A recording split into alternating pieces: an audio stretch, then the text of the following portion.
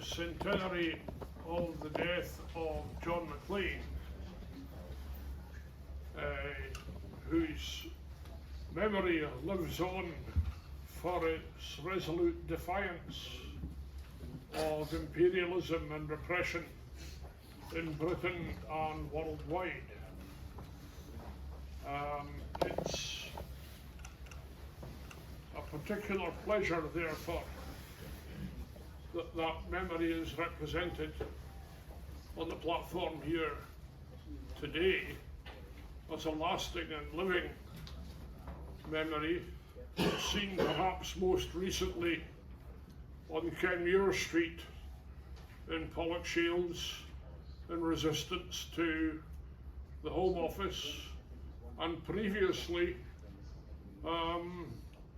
through the activity of the Glasgow Girls, who decided that they were not going to allow their school friends to be deported.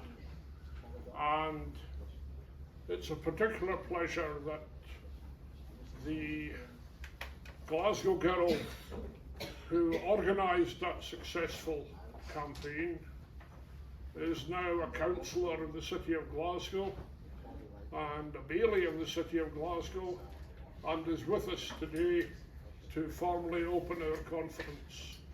So I ask you to extend a warm welcome to Bailie Roza Salih.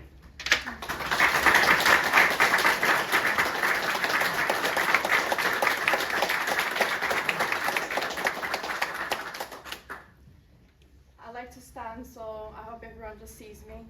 It is an honor to really be here 100 years on and speak about John Maclean. It is an honor because he is an incredible man and to open this conference. He was a Glasgow school teacher and a socialist campaigner who inspires me as a person when I work in Glasgow City Council every day. And whenever I make decisions in the council, whenever I make a decision in the council, I always stand up for the principles and understand what John Maclean would have done. And I think as a politician, as an elected member, I always stand to those principles.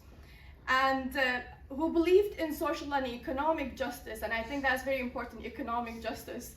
But also, he was a committed man to independence. And many know him for his views as an anti-imperialist and international peace campaigner, who got sacked for opposing the First World War. And Maclean was born in Pollokshields, then part of Renfrewshire, on 14th of August 1879, and died on 30 November 1923 at a young age of 44.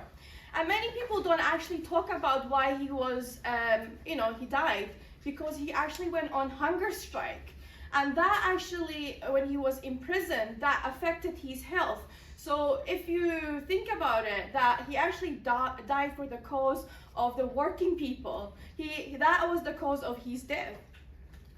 And as you know, Pollokshields became incorporated into Glasgow in 1912. John family were Gaelic-speaking family. And from the Highlanders, and when I think of him as a man, because as my journey as well, I spoke a different language when I moved to Scotland, and I think that for me, I associate with him that he spoke the mother tongue language and how his family kind of adapted to the life in Glasgow, and what happened to him. And he was driven by the Highlanders. Land clearance, they were clearing and landowners. So his father also died of a disease, very young age, so I think that also impacted on him. And he was an amazing organizer, and he delivered classes in economics. And I really think that in where we are right now in our history in Scotland, I think it's important we reflect on how we can support our economy. Because I think sometimes we don't touch on economy that much, and how Scotland is such an innovative country. It's a small country but has achieved so much throughout the globe. Is very recognized, Scotland. And I think John Maclean actually recognized this when he was speaking about the working people and campaigning for the working class people.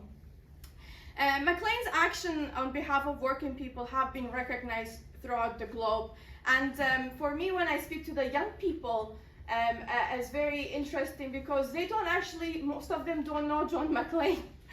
And I tell them that in Russia and other countries that he's very well known, and I don't know, I'm sure most of the audience here would actually know there was a money, John Maclean's picture was on the money in Russia, and I think that is still something that it's amazing. And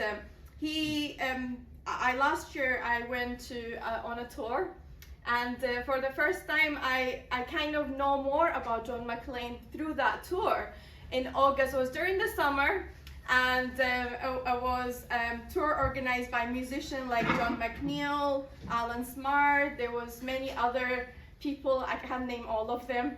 And the musical tour, I really enjoyed it, and there were so many young people in this tour, and they were being educated through music and walking. There was sunshine in Glasgow, and we're going to the Borough Hall. We're going through to see his stone, the Pollock Shores Borough Hall, and that memorial stone, not just far away from there, like 5 minutes walk. And I really found that that was a really educational tour for myself as well. There was also a room named after him in the Borough Hall, which was really, it's nice to see that John's life and work history that came to life through the young people. And I'm sure we all know he was also the founder of the Scottish Workers' Republican Party, which promoted left movement.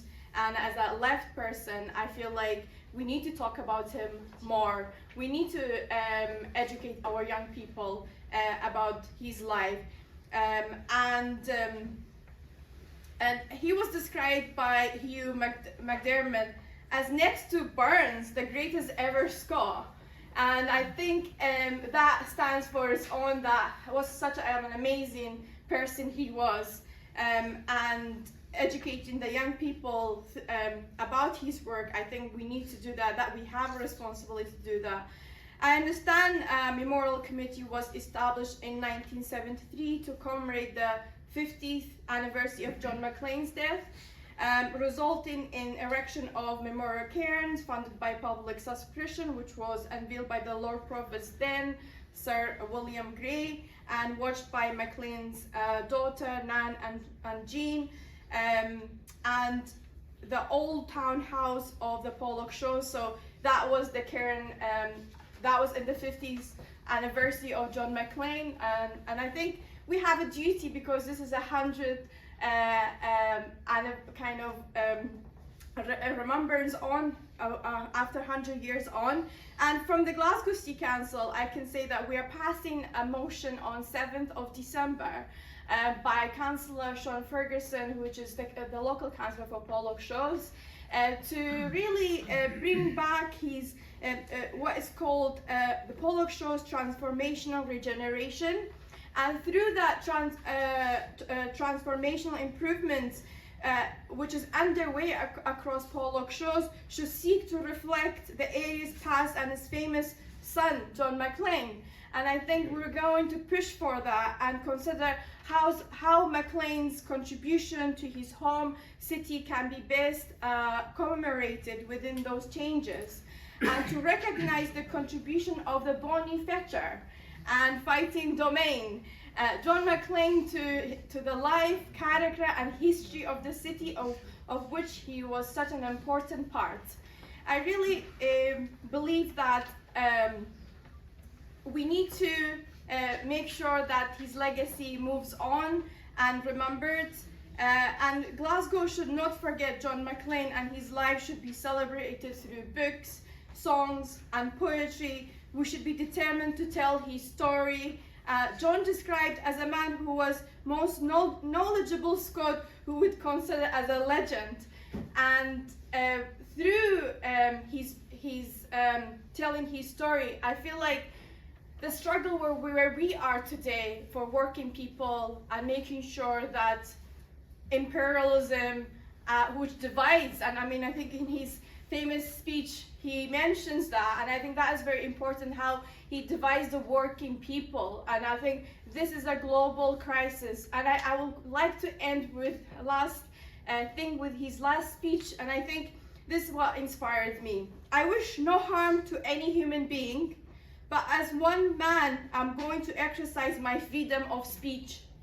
No human being on face of the earth, no government is going to take from me my right to speak, my right to protest against wrong, my right to do everything that is for the benefit of mankind.